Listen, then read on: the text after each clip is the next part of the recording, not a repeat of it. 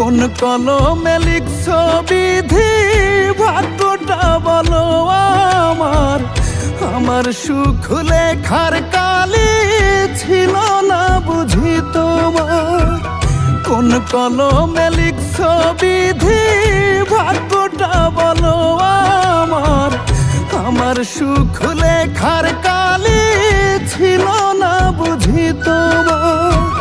দু চোখেতে কোথা থেকে আসে এত জল, এক জীবনে এত দুঃখ কেমনে সইব বলো।